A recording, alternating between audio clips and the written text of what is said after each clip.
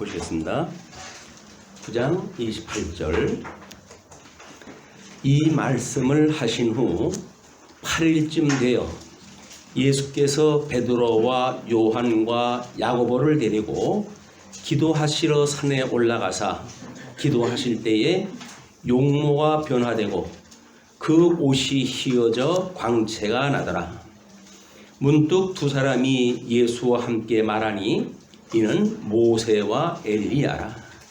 영광 중에 나타나서 장차 예수께서 예루살렘에서 별세하실 것을 말할세. 베드로와 및 함께 있는 자들이 깊이 졸다가 온전히 깨어나 예수의 영광과 및 함께 선 두 사람을 보더니 두 사람이 떠날 때에 베드로가 예수께 여쭤보되 주여 우리가 여기 있는 것이 좋사오니 우리가 초막셋을 짓되 하나는 주를 위하여 하나는 모세를 위하여 하나는 엘리야를 위하여 하사이다 하되 자기가 하는 말을 자기도 알지 못하더라. 네, 우선 33절까지 보시죠. 네, 오늘 우리가 살펴볼 내용은 9장 28절서부터 62절까지의 내용입니다.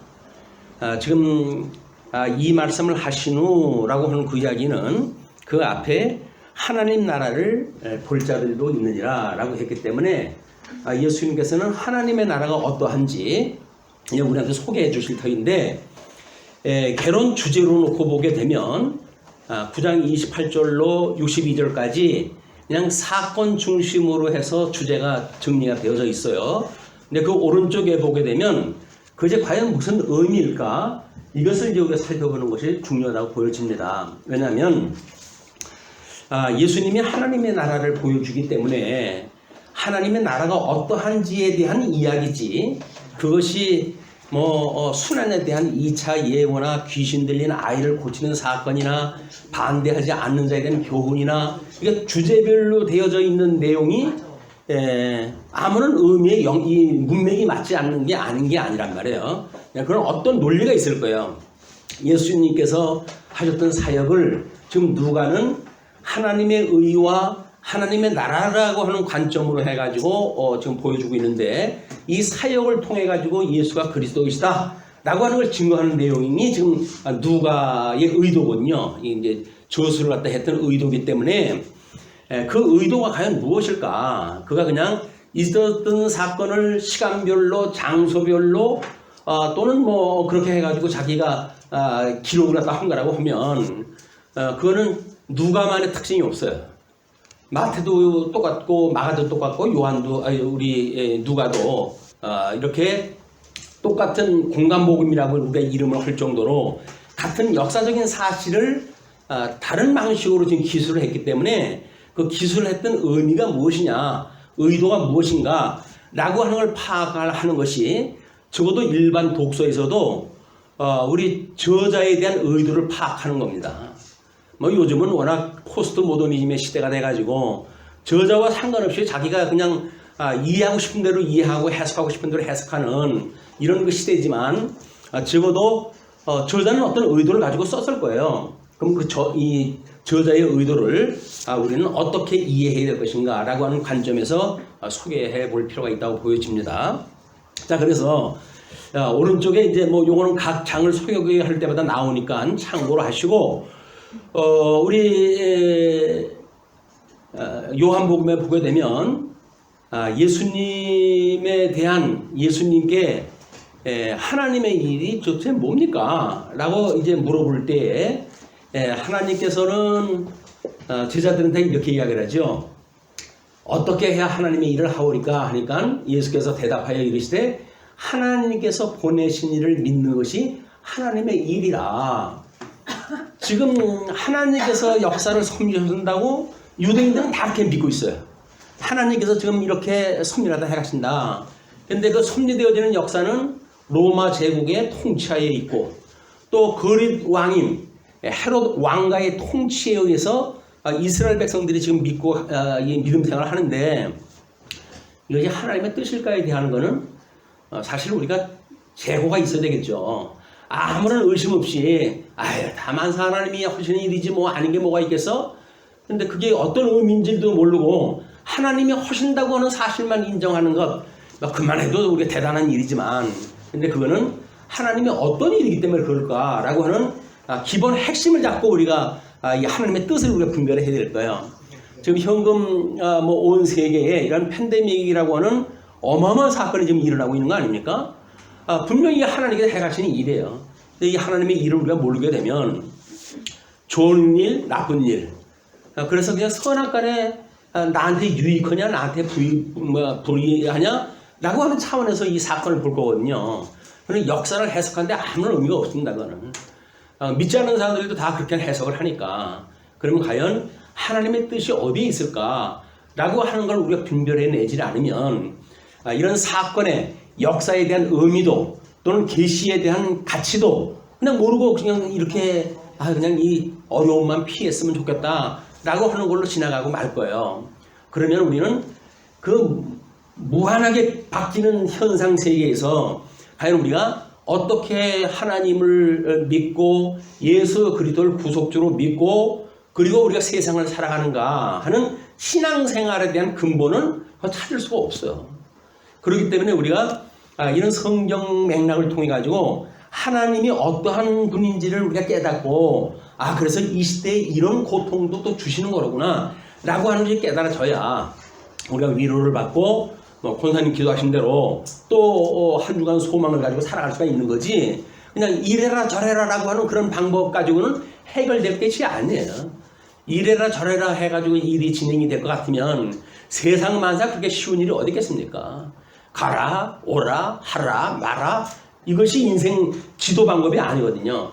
하나님은 하나님이 어떠한 분인가를 계시해서 그분의 그 크나큰 영광을 우리로 하여금 보게 하시고 깨닫게 하시고 전폭적으로 그분을 의지하고 경외하게 하시기 위해서 하나님은 성경을 통해서 우리한테 계시의 말씀을 주시는데, 우리는 그것이 아니라 어떻게 하면 복을 받지요? 어떻게 하면 먹을 것이 문제없이 지나가지요? 라고 하는 걸 가지고 성경을 보니까 성경에서 이야기하는 걸 찾을 수가 없어요. 하나님의 뜻을 찾을 수가 없어요. 유대인들도 마찬가지입니다. 그때 물어봤어요. 예수님한테 어떻게 하는 것이 하나님이 일을 갖다 합니까? 라고 이야기를 했더니 내가 보낸 자 예수를 믿는 것이 곧 하나님의 일을 하는 거야. 하나님은 그건 무슨 일을 하신다는 거예요? 예수님 보낼 것을 약속을 하고 예수님 보내신 거를 지금 증거하시는 사건 아니에요. 영광의 이 본체가 되어지는 분이 영광의 강체로 예수 그들을 보내주셔서 예수님의 하신 일을 보게 되면 하나님이 저런 분이로구나 라고 하는 걸 깨달을 수 있게끔 지금 예수님이 보내셨단 말이에요. 근데 예수를 믿는다고 하면서도 하나님의 뜻하고는 전혀 상관없이 예수를 믿어요. 우리가 이거는 기독교의 비극이기도 합니다. 우리가 예수님을 믿는다는 이야기는 적어도 구약시대뿐만 아니라 예수님 오시기 전에 모든 만사 만물을 주님께서 약속을 하시고 약속대로 이 역사가 좀 이루어져 가고 있다. 그 역사적 우리 주님께서 이루어가는 그 역사의 의미를 깨닫는 일은 그런 맥락에서 매우 중요하다 이렇게 생각이 듭니다. 그렇게 해서 하나님께서 과연 이게 주님의 나라를 세우신다고 약속을 한 거 아니에요? 구약성경에.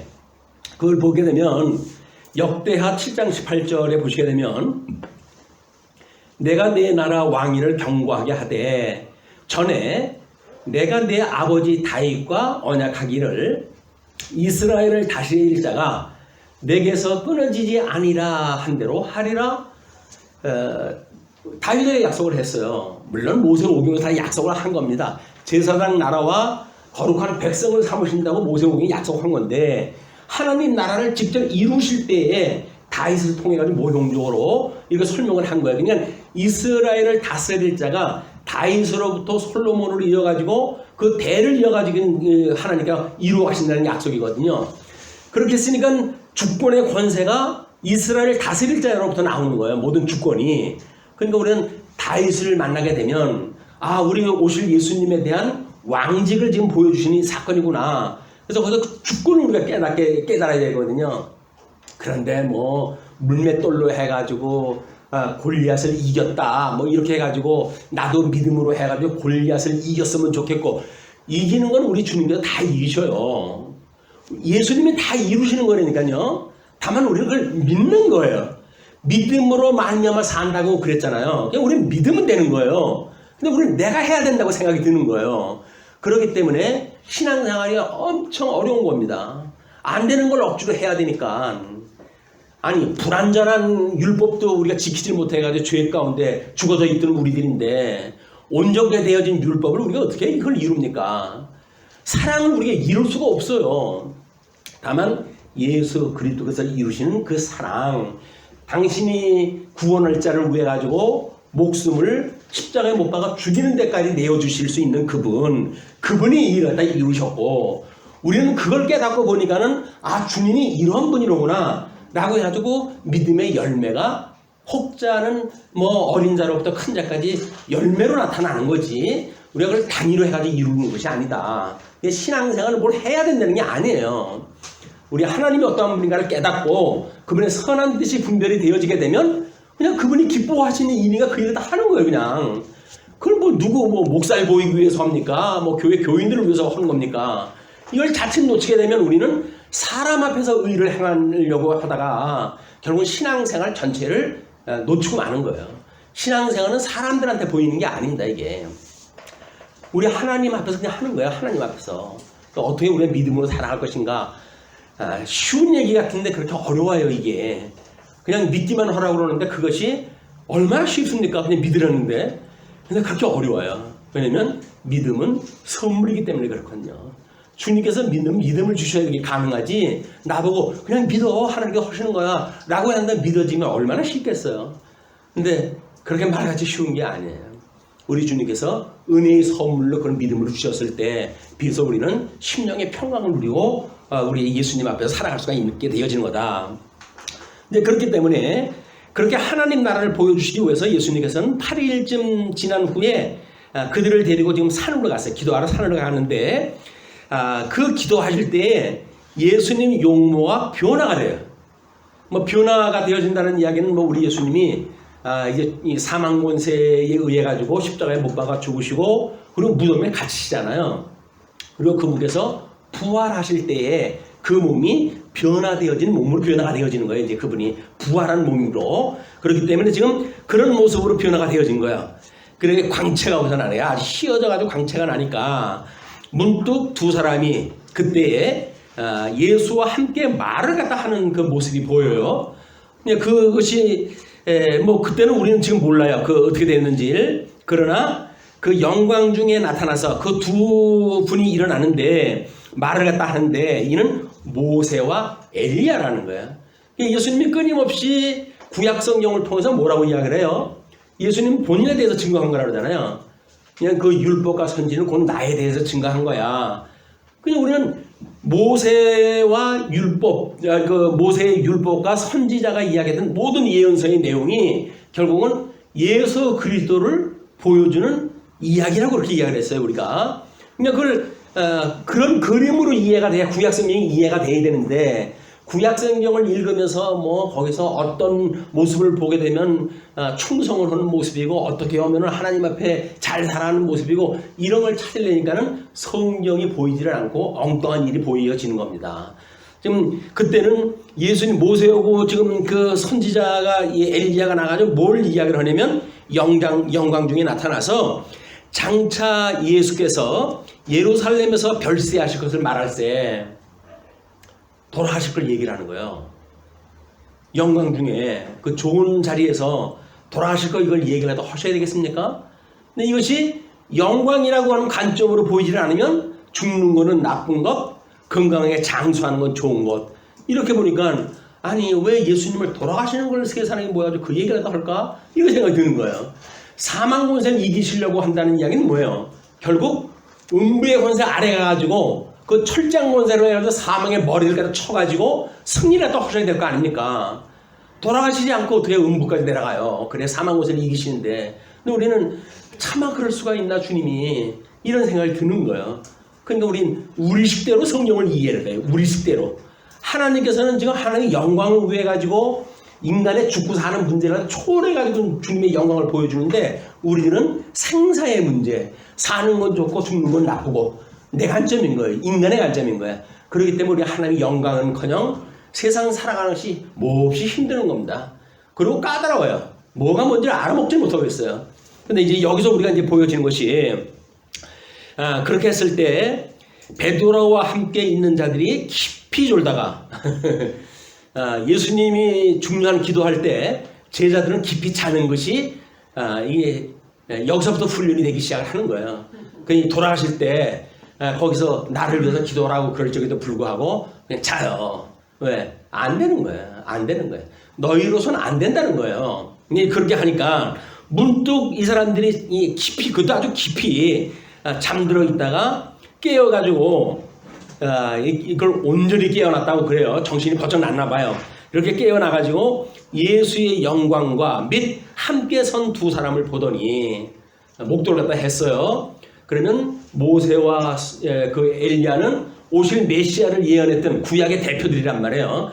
그 구약의 대표 두 증인, 그 두 증인은 뭐 수르바벨과 우리 여호수아를 통해 가지고 회복될 때의 두 증인으로도 이야기가 되어지고, 요한계시록으로 가서도 여전히 두 증인으로 등장한다고 하잖아요. 모든 증인이 둘씩 등장이 돼야 되니까. 그래서 그 두 증인이 등장한다고 한 걸 보니까 두 사람이 떠날 때에 베드로가 예수께 여짜오되 주여 우리가 여기 있는 것이 좋사오니, 우리라고 하는 그 이야기는 뭐예요? 예수님이나 하나님 뜻하고는 아무 상관없는 베드로의 생각이에요. 근데 두 사람이 무슨 의논을 갖다 했는지는 모르지만 두 사람까지 지목을 갖다 해요. 그래서 우리가 여기 있는 것이 좋사오니, 우리가 초막셋을 질 때 하나는 주를 위하여, 하나는 모세를 위하여, 하나는 엘리야를 위하여 하사이다. 이렇게 하되 자기가 하는 말을 자기도 알지 못하더라. 알고 하는 얘기가 얼마 없습니다. 우리 이렇게 살아가면서 하는 이야기 중에 특히 신앙에 대한 이야기는 알고 하는 얘기가 얼마 없어요. 뭐 하나님의 은혜를 이야기를 하고 뭐 성령의 충만함을 이야기를 하고 그런데도 불구하고 알고 하는 얘기가 별로 없어요. 그걸 다른 사람한테 설명하려면 그게 힘들어지는 거예요. 왜? 내가 모르고 있었으니까. 우리가 끊임없이 하나님의 말씀을 공부하고 깨닫는다는 이야기는 이것이 하나님이 무슨 말씀을 하신 거야? 라고 하는 것이 우리가 이 강론을 듣는 일이란 말이에요. 그러니까 이런 식으로 강론을 듣지 않으면 보통 사람들이, 예수 믿는다고 하는 보통 사람들이 뭐 교회 다니세요, 예수 믿으세요, 예수 믿고 구원 받으세요 라고 하는 일들이 자기가 무슨 일인지 모르고 그렇게 이야기를 하는 거예요. 전도를 해요. 하나님의 능력으로 해서. 그럼에도 불구하고 자기네도 모르고 하는 얘기를 다른 사람이 듣고 구원을 받는 역사가 일어나요. 하나님의 것이기 때문에 그러는 거예요, 그게. 그러니까 우리들이 무슨 일을 갖다 하느냐, 무슨 말을 갖다 하느냐라고 하는 거를 좀 곰곰이 씹어보는 일이 중요하다고 보여집니다. 왜냐면 여기 성경이 그렇게 되어져 있어요. 자기도 알지 못하고 그렇게 이야기를 했다니까. 자, 이 말할 즈음에 구름이 와서 그들을 덮는지라 구름 속으로 들어갈 때에 그들이 무서워하더니 구름 속에서 소리가 나서 이르되 이는 나의 아들 곧 택함을 받은 자니 너희는 그의 말을 들으라 하고 소리가 그침에 오직 예수만 보이더라. 제자들이 잠잠하여 그 본 곳을 무엇이든지 그때에는 아무에게도 이르지 아니하리라. 뭐 예수님도 하지 말라고 이야기를 했지만 자기네들이 무슨 일이 벌어졌는지는 모르는 거예요. 근데 이걸 만약에 다른 사람한테 이야기를 갖다 해본다고 칩시다. 거기 안 올랐던 9명의 제자가 따로 있잖아요. 그 제자한테 가가지고 예수님이 변화가 됐는데 거기에 엘리야도 있고 모세도 있었어 라고 이야기를 갖다 해보면 9명이 뭐랄 거야. 낯을 취했니 너희들? 뭐고 하는데 그러냐 정신없이 이렇게 할 거거든요. 너무나 무서운 이야기가 되면 말을 못해. 이걸 말을 해줄 수가 없는 거야. 네, 그런데 이제 우리 성경에서 이제 그 문제는 우주적 종말과 개인적 종말의 관계로 해가지고 삼층적 천지를 만드시고 궁창으로 윗물과 아랫물을 나눠놨다 이렇게 이야기를 했잖아요. 이것이 이제 천지 창조 섭리에 대한 이야기, 천지 창조사에 대한 이야기고, 그 다음에 에덴에 들여가지고 그들로 하여금 행연약으로 인하여 세상으로 쫓아냈다가 예수님으로 통해가지고 교회를 통해가지고 이제 구원하는 역사가 있잖아요. 그걸 우리가 모세의 에덴 동산에서 이루어졌던 걸 실체적인가라고 이렇게 설명을 했어요. 이 아담, 첫째 아담에게 언약을 했던 것이 둘째 아담이신 예수님 통해 이루어지는 것.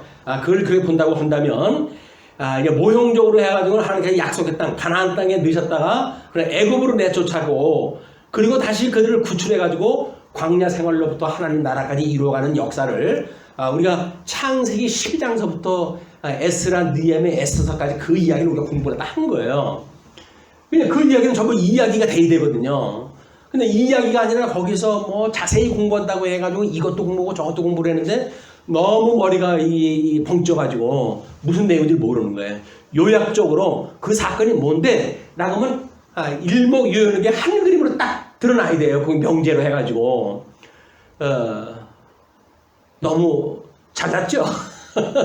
명제로 해가지고 실체적인 것 또는 천지에 대한 천지 창조에 대한 이야기 또는 모형적인 것 이런 거를 통섭이 되어진단 말이에요. 이게 어느 거 하나 모순이 일어날 수가 없는 게 다 이게 하나로 설명이 되기 때문에.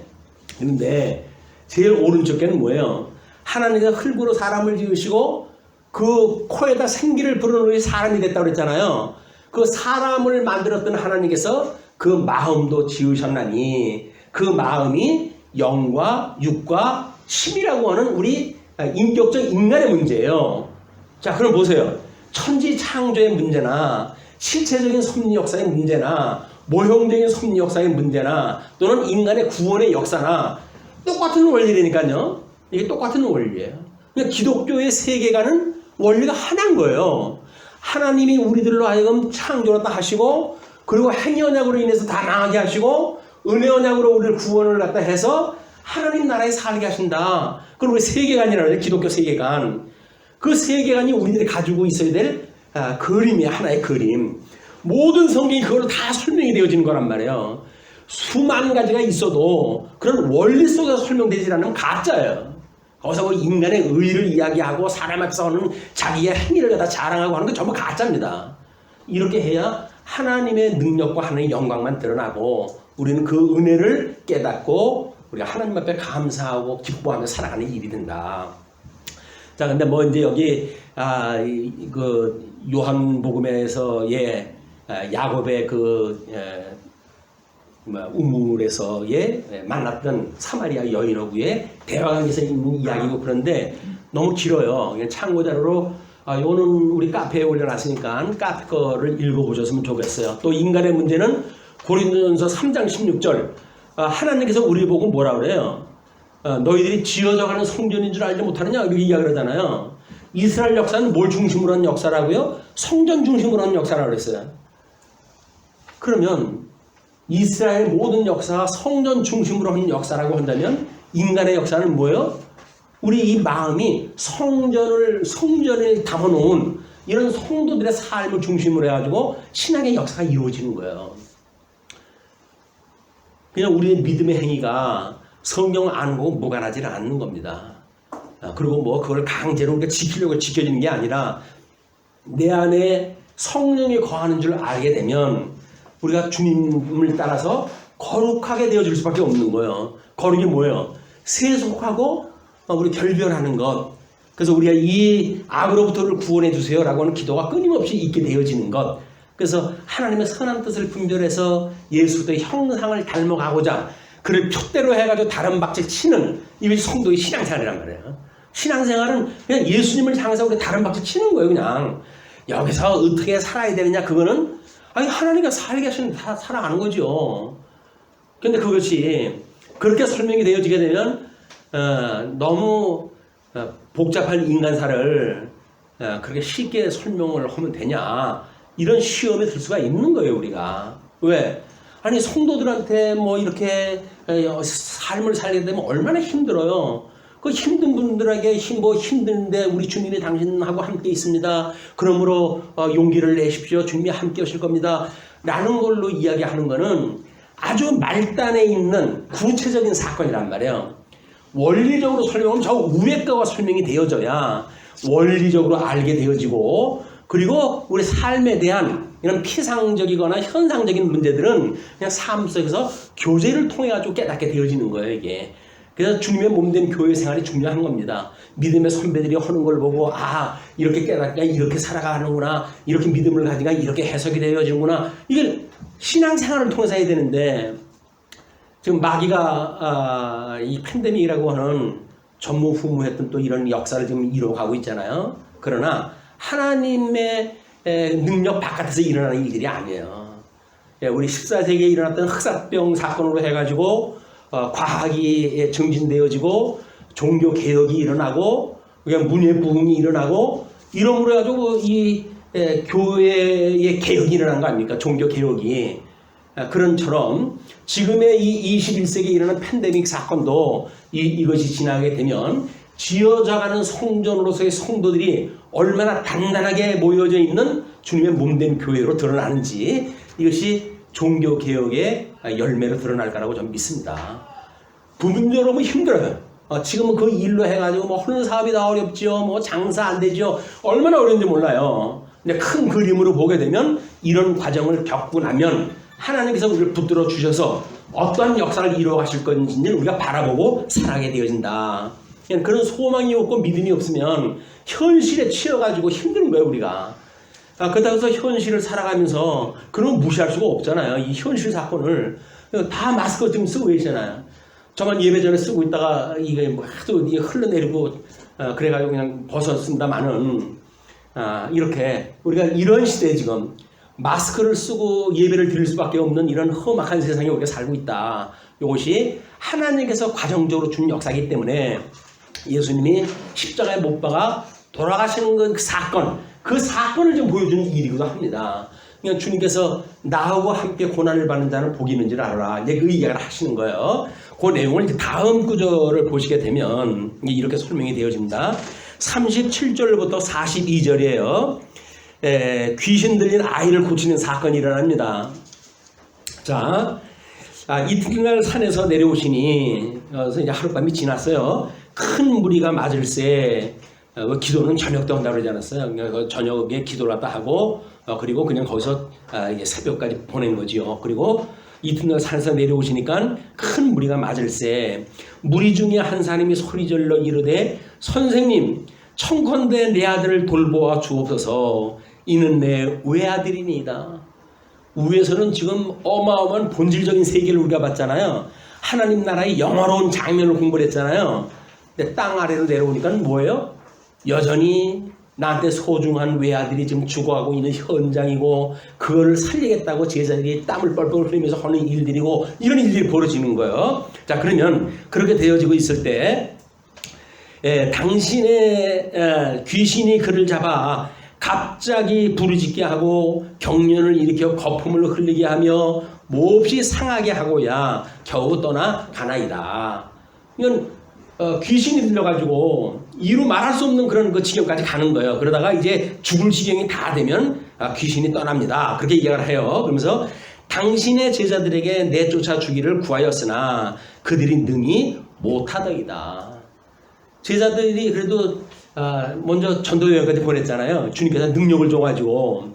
그러니까 그때까지 한껏 이게 우리가 주님한테 보고하기를 했더니 귀신이 쫓겨나고 그럽디다 라고 이야기할 정도였잖아요. 얼마나 기고만장했겠어요. 근데 환자 좀 고쳐달라고 데려가 왔더니 땀을 뻘뻘 흘리면서 기도를 또 하는데 일이 안 되는 거예요. 우리가 하나님이 하시는 일이 한 번 좋은 방법이라고 해서 영원히 좋은 방법이 아니에요. 어떨 땐 그것이 있어서 좋고 어떨 땐 없어서 좋은 게요. 우리는 하나에 꽂혀요. 이제 세상 사람들이 다 그렇게 보이니까 많은 게 좋다, 강한 게 좋다, 건강한 게 좋다, 영화로운 게 좋다라고 이야기하니까 약하고 빈하고 또는 나름대로 이런 영광도 없는 그런 사람은 나쁘다고 이렇게 생각이 들잖아요. 근데 그렇지 않아요. 많아서 좋을 때가 있고 없어서 좋을 때가 있는 거예요. 강해서 좋을 때가 있고 약해서 좋을 때가 있는 거예요. 하나님의 원리라고 하는 거는 한 가지로 주지 않습니다. 상대적으로 은혜를 주셔가지고 이럴 때도 은혜가 있어야 강할 때도 은혜로 우리가 좋은 거고 약할 때도 은혜로 좋은 걸 깨닫게 하시는 일이지 세상의 논리처럼 무조건 일편적으로 그런 원리에 빠지게 되면 우리는 세속화되어져 있는 사고를 가지고 있는 거예요. 자, 그러니까 이제 그렇게 제자들한테 이야기했더니 못 고칩니다. 이렇게 이야기를 했어요. 예수께서 대답하여 이르시되 믿음이 없고 패역한 세대여 내가 얼마나 너희와 함께 있으며 너희에게 참으리요. 제자들이 포함된 이야기겠죠. 사도로 불렀어요. 그럼에도 불구하고 믿음이 없는 세대가 돼가지고 너희들이 이렇게 귀신도 못 쫓아내고 이런 걸로 해가지고 고민을 하고 있고 그렇구나 라는 그 이야기죠. 그리고 내 아들을 이리로 데리고 오라 하시니 올 때에 귀신이 그를 거꾸로 때리고 심한 경련을 일으키게 하는지라 예수께서 더러운 귀신을 꾸짖으시고 아이를 낫게 하사 그 아버지에게 도로 주시니 귀신 쫓는 거 예수님께서 쉽게 그냥 말씀으로 쫓았어요. 그리고 그 아버지한테 양도를 갖다 하게 되어진 거예요. 사람들이 다 하나님의 위엄에 놀라니라. 자, 우리 이제 성령의 소욕과 육체의 소욕을 가지고 있다 그랬잖아요. 이걸 실체적으로 보게 되면 육체의 소욕은 누가 주관한 거예요? 마귀가 주관하는 영역이에요. 성령의 소욕으로 하는 건 하나님이 성령을 통해서 역사하는 이야기입니다. 그래서 우리 중생인들도 성령의 소욕이고 육체의 소욕이 있다고 이야기를 하잖아요. 그러니까 마치 귀신이 장악하고 있는 건 어마어마한 일이고 우리가 그렇게 오해를 하는데 육체의 소욕대로 살아가는 것도 누가 주관하는 거라고요? 마귀가 장악을 하고 있는 거라니까요.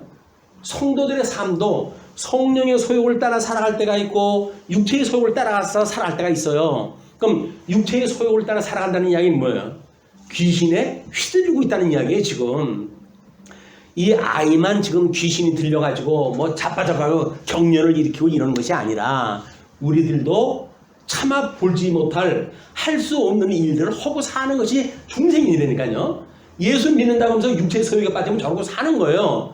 그러니까 저거를 우리가 환경을 깨달을 때마다 말씀을 들을 때 책망으로 와가지고 주님 하나님의 뜻대로 살고 싶은데 제가 이렇게 삽니다 라고 하는 회개의 역사가 일어나야 되는데 그렇지 않고 그건 뭐 믿는 사람들이 다 그러고 살 수 있는 거지 뭐 이렇게 해가지고 우리가 편하게 생각을 하게 되면 예수님 믿으나 마나?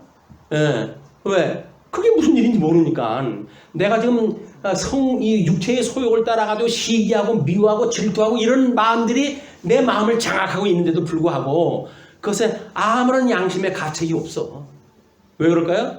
이미 사단에 장악이 됐거든요. 그런데 하나님의 말씀을 듣게 되면 지금 성령의 역사가 이제 일어나는 거예요. 하나님의 말씀이 선포가 되어지게 되면 우리는 그 말씀과 이 교훈이 어떻게 해요? 교훈과 책망과 바르게 함과 의로 교육해 유익하다 그러잖아요. 하나님의 말씀을 듣게 되어지면 양심이 찔림을 받아야 되는 거예요. 이게 내가 예수님을 믿는다면서 여전히 이러고 살았구나 한 주간 주여 어찌하오리까 라고 해야 되는 거거든요. 근데 그것이 아니라 그 뭐 일상적인 건데 뭐 새삼스럽게 그러나 뭐 너는 안 그러냐 이렇게 이야기를 하시게 되면 목사가 선하다고 이야기를 하는 걸로 이해를 하시는 거예요. 목사도 여전히 하나님 말씀을 선포하는 거예요. 그러니까 목사도 마찬가지죠. 그러니까 목사도 성령의 소욕과 육체의 소욕 두 개로 가지고 살아가요. 그러니까 한 주 동안 우리가 하나님 말씀을 그래도 일용할 양식을 삼아가지고 끊임없이 우리가 상고하게 되면 그나마도 좀 낫고 그렇지 않을 적에는 말씀 잊어버리고 예수님 잊어버리고 그러면 자연인 살아가던 모습대로 살아가는 거죠. 뭐 팬데믹 이후로 해가지고 성도들이 이제 대면 예배를 드리는데도 안 나온다는 거 아니에요. 그러니까는 당신네 교회에서 이 영상으로 보내던 거 다 끊어버린대 이제. 그거 들으려면 교회 나와라 그 얘기거든요. 근데 하나는 알고 둘은 모르지. 영상으로 하는 것이 자기네 교회밖에 안 나오나? 다른 교회는 그게 안 나오나? 사람들이 그러는 거야. 어떤 그런 시를 따라가지고 이 교회도 이게 뭔가 섭리를 갖다 하려고 그러니까 엉터리에 신앙생활이 진행될 수밖에 없다. 그래서 여기에 우리가 육체의 소욕으로 있을 때 여기 뭐라 그랬어요? 거기서 요한복음 그 7장 17절 말씀인데 사람이 하나님의 뜻을 행하려 하면 이 교훈이 하나님께로서 왔는지 내가 스스로 말함인지 알리라. 아까 베드로도 잘 무슨 얘기하는지 모르고 했잖아요. 스스로 이야기하는 건지 성령이 뭔가 깨달음을 줘가지고 이야기를 하는 건지 그걸 분별해야 된단 말이에요. 그 말씀으로. 그걸 말씀으로 해가지고 이 새벽녘에 이 불을 켜놓고 추운 겨울날 이불을 쓰고 성경을 읽고 있는 우리 노인 어른에 대한 그림을 제가 소개해드렸어요. 얼마나 위로가 되는 그림인지 모르겠어요. 그렇죠? 이런 그 시간에 새벽 시간에 등잔불 밑에서 성경을 갖다 읽고 있는 요즘은 너무 등불이 밝아가지고 성경 읽기가 어려워요. 힘들어요. 그래가지고 성경을 안 읽어요. 네, 환경이 문제가 아닙니다. 환경이. 그런 마음이 있어야 읽게 되어지는 거거든요.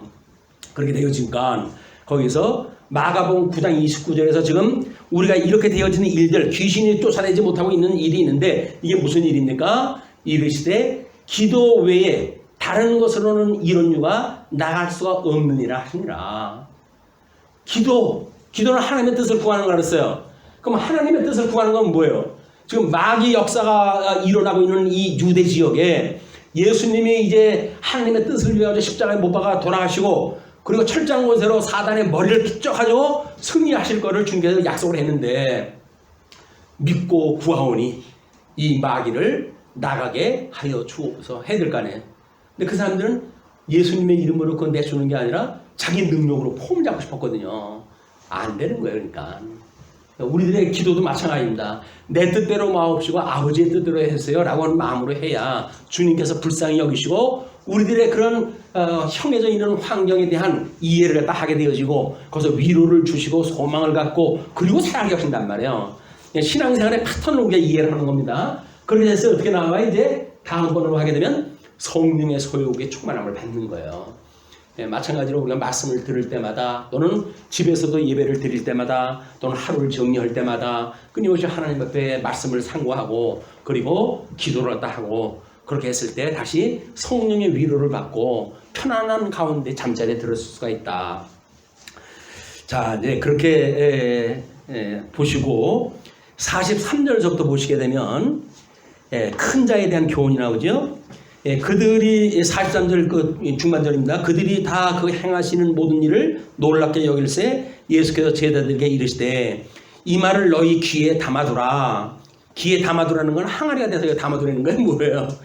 기억해놓아라 그 얘기예요. 이제 우리 성령이 오시게 되면 그걸 기억나게 하실 거니까 그걸 진중하게 들어라 그 얘기죠. 인자가 장차 사람들의 손에 넘겨지리라 하시되 그들이 이 말씀을 알지 못하니 구약 성경을 이 사람들이 공부했는데도 불구하고 메시아가 오시게 되면 하나님의 나라로 오셨던 제사장 나라로 오셨던 그 예수님이 십자가의 제물로 돌아가셔야 된다는 것이 제사장 나라를 삼는 거 아닙니까? 이걸 몰라요 지금. 그러니까 그들이 그 말씀을 알지 못하니 이는 그들로 깨닫지 못하게 숨긴 바 되었음이라. 또 그들은 이 말씀을 묻기도 두려워하더라. 아니 예수님이 하나님의 아들이라고 하시는 분이 돌아가셔야 된다 그러니까 이게 뭔 일이야. 이걸 감히 입을 열어 말할 수 없는 그런 두려움을 느끼게 되어지는 거죠. 자 그러면 이제 예수님이 그 돌아가셔야 된다는 사건을 이렇게 소개를 했어요. 순환에 대한 그 2차 예고거든요. 이거 두 번째 하는 예고예요. 근데 우리 열왕기하 24장 15절이 여호야긴이 바벨론으로 잡혀갈 때 이야기입니다. 2차 유수가 597년에 이제 남유다 여호야긴이 지금 끌려가고 있을 때인데 그거를 열왕기하 24장 15절에서는 그가 여호야긴을 바벨론으로 사로잡아 가고 왕의 어머니와 왕의 아내들과 내시들과 나라의 권세 있는 자도 예루살렘에서 바벨론으로 사로잡아 가고 이것이 605년에 1차 유수 2차 유수가 597년에 2차 유수 그 다음에 3차가 586년에 또 한 차례 10년 단위로 해가지고 거의 이제 이게 이루어지고 있거든요. 30년이면 보통 우리 인생의 한 세대라고 이야기를 하잖아요. 성장해가지고 뭔가 이렇게 사람 구시로 한번 살아가는 그 30년의 세월인데 그 세월에 세 차례 유수를 통해가지고 하나님께서는 이스라엘 백성을 멸망을 시켜요. 그 아름다웠던 성전을 불태워가지고 다 없애버려요. 그 사랑한다고 했던 백성들을 다 포로로 끌려가거나 아니면 전부 죽여버리는 이런 말로 우리가 할 수 없는 이런 그 일들이 일어난단 말이에요. 이게 좀 보통 문제가 아니잖아요. 이런 문제가. 근데 이스라엘 역사로 일어나는데도 불구하고 지금 유대인들이 또 예수님의 제자들이 이 사건에 대한 걸 이해를 못하고 있다. 자, 그래서 이제 그 설명을 들으신다고 한다면 이제 우리 46절로 48절에 큰 자에 대한 교훈이 나와요. 자, 그런데도 불구하고 제자 중에서 누가 크냐 하는 변론이 일어나니 아까 육체의 소욕에 있는 사람들은 어떻게 나랬어요? 여전히 시기 질투의 몸에 배 있는 사람들이에요. 그럼 다른 사람이 나보다 잘 나가는 걸 우리는 볼 수가 없어. 어떻게든지 잡아 끌어내려야지. 그것이 인간이 가지고 있는 속성이에요. 타락되어져 있는 인간의 속성입니다. 이거를 나는 선하기 때문에 나는 안 돼. 이렇게 이야기를 하면 안 돼요. 그건 타락한 인간이 가지고 있는 본성이기 때문에 그렇습니다. 하나님의 은혜로 뭐 우리가 이제 그걸 어떻게 이 해석을 했다 해야 되는지를 보시게 되면 46절서부터 이렇게 나와. 이제 그렇게 누가 큽니까? 이야기를 하니까 예수께서 그 마음에 변론하는 것을 아시고 어린아이 하나를 데려다가 자기 곁에 세우시고 그들에게 이르시되 누구든지 내 이름으로 이런 어린아이를 영접하면 곧 나를 영접하며 또 누구든지 나를 영접하면 곧 나를 보내신 이를 영접함이라.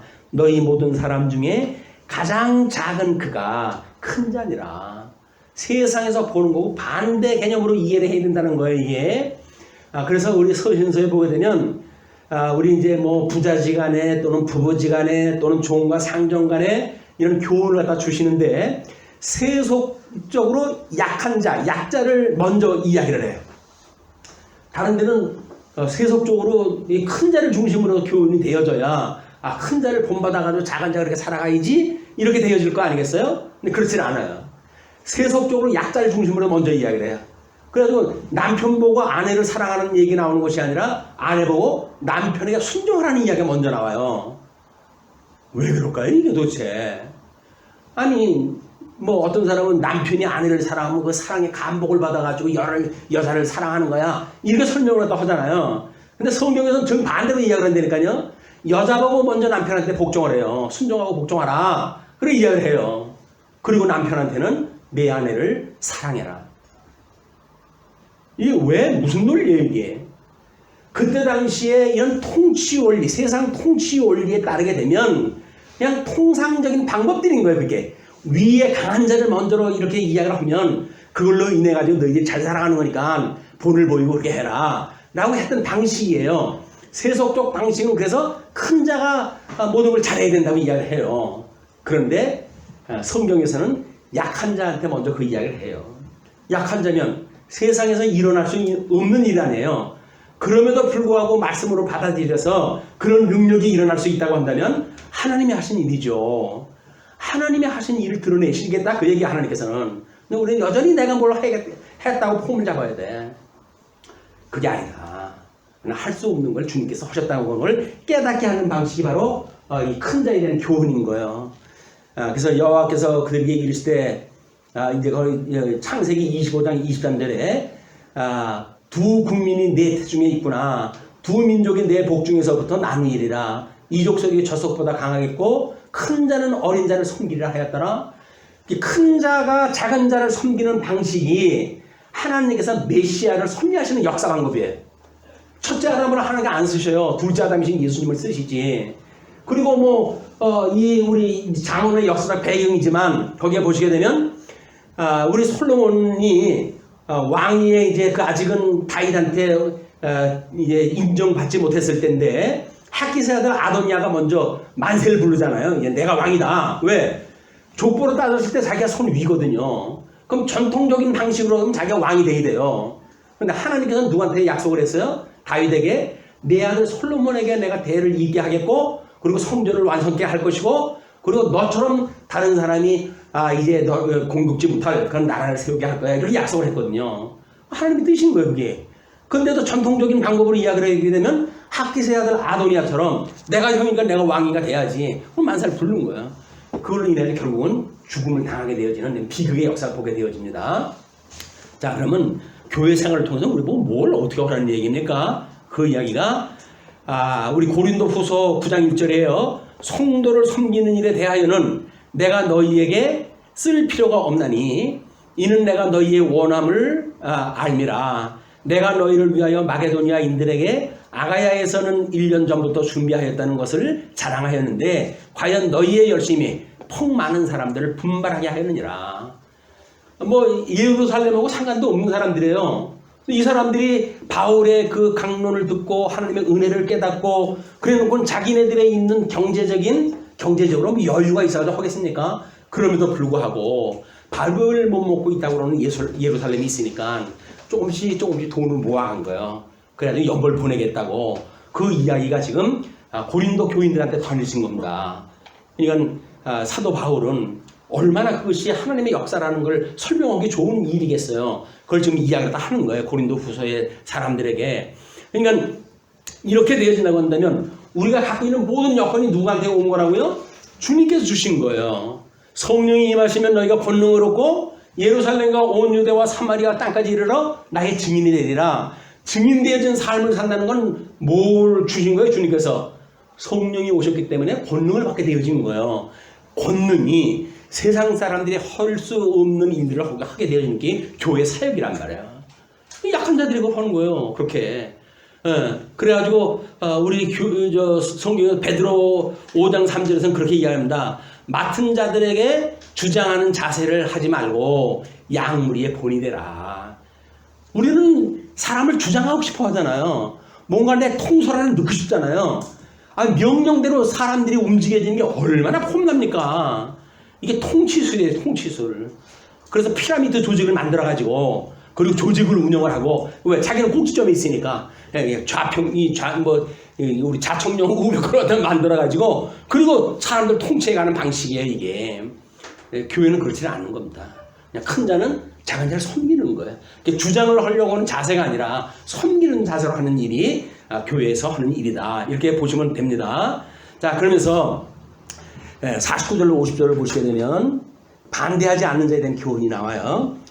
반대하지 않는 자에 대한 교훈 49절을 보십니다. 제자 중에서 누가 크냐는 변론이 이제 일어났어요. 그리고 50절까지 한 거고, 그 49절에 안 읽었던 부분입니다. 요한이 여짜오되 주여 어떤 사람이 주의 이름으로 귀신을 내쫓는 것을 우리가 보고 우리와 함께 따르지 아니하므로 금하였나이다. 예수께서 이르시되 금하지 말라. 너희를 반대하지 않는 자는 너희를 미워하는 자니라 하시니라. 그 반대하지 않는 자에 대한 이야기가 우리가 요한계시록에서 보게 되면 다섯은 망하였고라고 했던 것이 다니엘서에서 이야기했던 이 5대 제국이에요. 그 이야기는 선민국가를 탄압하는 제국을 하나님께 세우신 거거든요. 그런데 놀랍게도 여기 이 메데 바데 이 바벨론에서 메데 바사로 내려갔을 때 바사의 고레스를 하는데 들어서가지고 이스라엘 백성들을 다시 회복하게 하는 역사를 하시는 거예요. 세상에 같은 짐승이지만 하나님들을 우회해가지고 사용하시는 그런 짐승은 또 따로 있어요. 그러니까 우리 로마서에서 세상 권세 잡은 자들에게 순종하라는 이야기가 뭡니까? 우리가 선한 자들로 세워서 우리는 신앙생활을 잘하게끔 하는 그런 권세를 준 자들이라고 한다면 거기서 그들에게 복종하라는 이야기예요. 근데 난 예수 믿으니까 필요 없어. 라고 해가지고 세상 권세를 반박하고 반대하고 하는 것이 예수 잘 믿는 것처럼 이야기를 하는데 안 그렇습니다. 하나님께서는 이 제국, 몽둥이와 막대기로 사용했던 제국들을 통해서도 이스라엘 백성들을 회복하는 역사가 해가신다니까요. 그걸 놓치게 되면 나쁜 놈은 다 나쁜 놈, 좋은 놈은 다 좋은 놈, 흑백 논리로 빠지게 되어지는 거예요. 원수까지도 사랑하라는 그 이야기는 어느 날 하나님께서 그를 들어가지고 우리의 선한 일에 협조로 쓸지 몰라요. 원수까지도 하나님 원수까지도 사랑하라는 이야기예요, 우리한테. 왜? 심판을 하나님께서 할 거니까. 네가 중간에 나서가지고 네가 심판을 갖다 해? 하나님 그러시는 거죠. 네가 뭔데 나서가지고 네가 옳고 그른 걸 따지고 심판을 갖다 해? 그건 내가 심판을 또 할 테니까 넌 무조건 그거 사랑해. 그 이야기예요. 주님께서 우리 사랑을 해요. 아무리 보기 싫어도 사랑을 하라는 거예요. 왜? 주님께서 우리를 위해서 돌아가셨다는 걸 믿어지게 되면, 믿지 않는다고 그러는데 어쩔 수 없지만 믿는다고 하면 그렇게 살아라 그 얘기입니다. 자, 그렇게 해가지고 이제 51절로 56절 사마리아 마을의 배척과 돌아가심에 대한 이야기가 소개가 되어져요. 지금 제목 잡은 거는 우리 개론에 있는 제목입니다. 51절을 보시게 되면 예수께서 성천하실 기약이 차감해 예루살렘을 향하여 올라가기로 굳게 결심하시고, 예수님은 성천하시기 전에 뭐가 있어야 돼요? 6월절 어린 양으로 돌아가셔야 되죠. 성전으로 부활하셔야 되죠. 그리고 제사장으로 성천하실 거거든요. 그 세 가지 제사직에 대한 세 가지 중에 제일 결론적인 걸 미리 얘기를 다 하시는 거예요.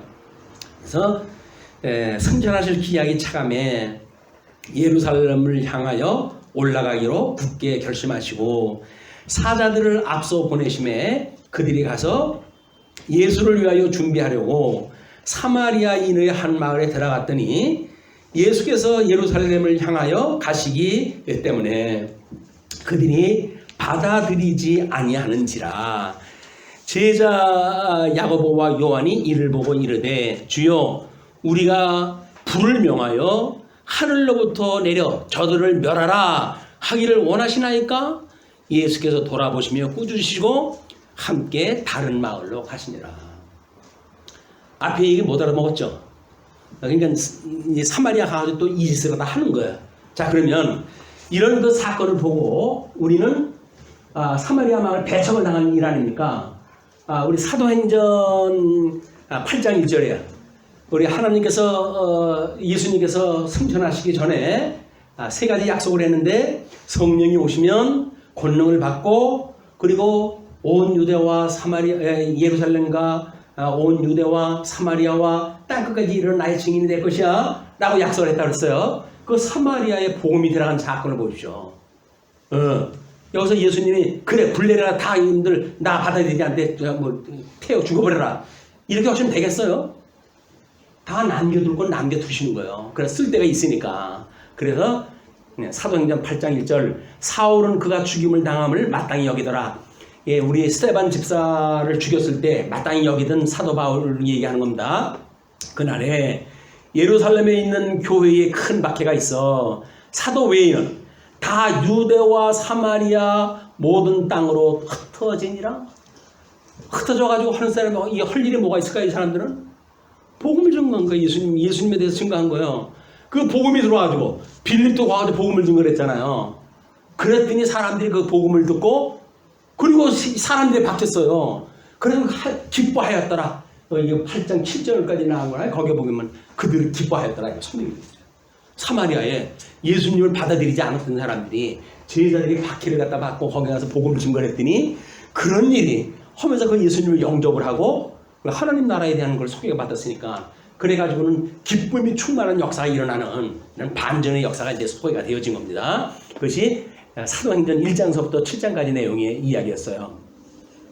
그리고 이 위에 요나서 3장 10절에 하나님이 그들이 행하는 것 곧 그 악한 길에서 돌이켜 떠난 것을 보시고 하나님이 뜻을 돌이켜서 그들에게 내리라고 말씀하신 재앙을 내리지 아니하시니 이 문제 때문에 요나가 삐져가지고 다시스로 도망가려고 했던 거 아닙니까?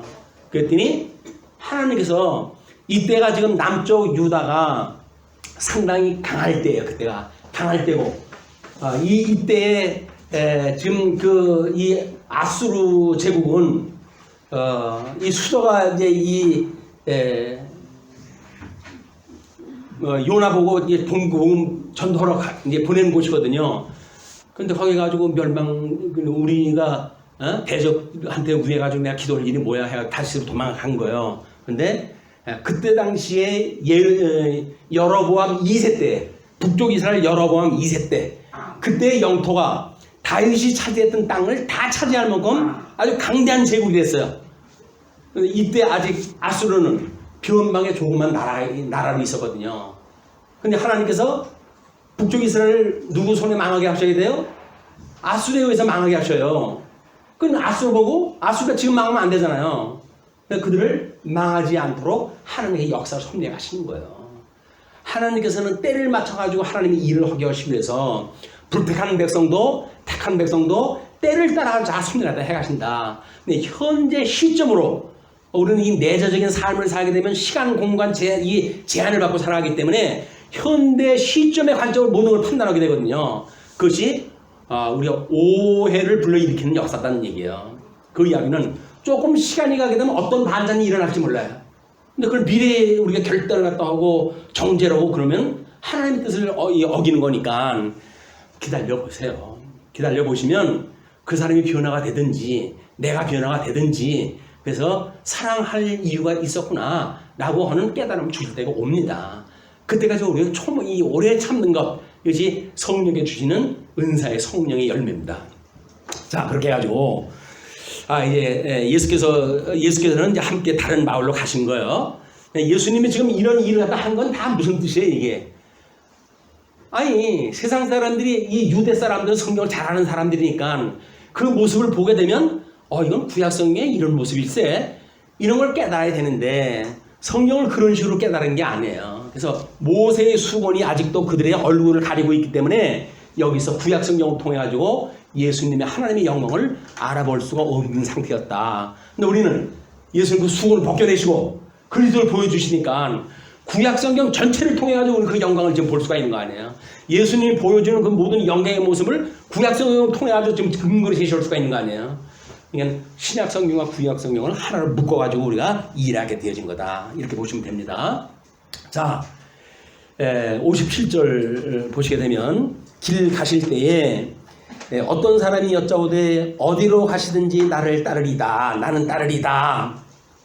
예수께서 이르시되 여우도 굴이 있고 공중의 새도 집이 있으되 인자는 머리 둘 곳이 없도다 하시고, 그 이야기는 뭐예요?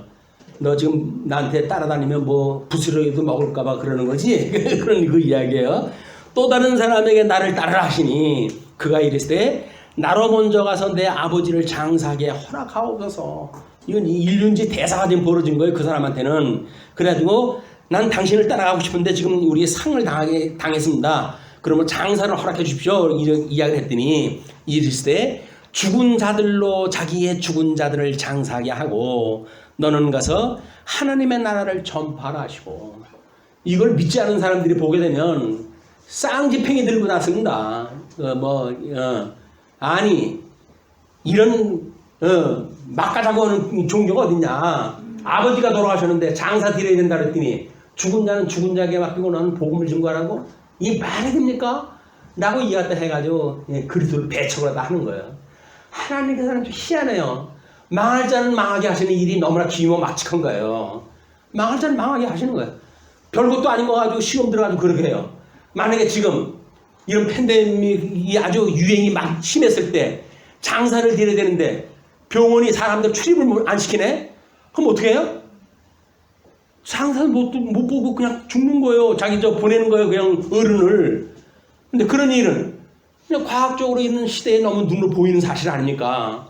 근데 뭐 그렇게 하라면 그렇게 해야지요. 라고 했을 거예요. 근데 주님께서 너는 그런 거 죽은 자에게 맡기고 너는 복음 증거해. 라고 이야기를 하니까 뭐라 그래요? 이런 인간 말종들 만나. 이런 거 아닙니까? 자기 목숨에 해가 된다고 한다면 10번 우리 양보해가지고 그렇게 해야죠. 그게 사랑했던 우리 가족이면 어떻습니까? 그냥 그렇게 해가지고 그냥 보내드려야죠. 그러고 그냥 우리 제사 행위 하는 거예요. 그냥 보내고 드리는 거예요. 그런데 만약에 자기한테 유익이 상관이 없는 문제면 무슨 소리냐고. 부모님이 돌아가셨는데 어떻게 제사에 우리가 이 장사에 참여할 수가 없냐. 이렇게 해서 날일 폈을 거예요. 근데 그렇게 하면 당신 이거 전염으로 해가지고 죽을 수도 있어요. 라고 이야기하다 하니까 그렇죠. 겁먹어가지고 지 죽는 거는 무서워가지고 그래요. 그런 말 들어야죠. 라고 해가지고 양보를 다 하는 거예요.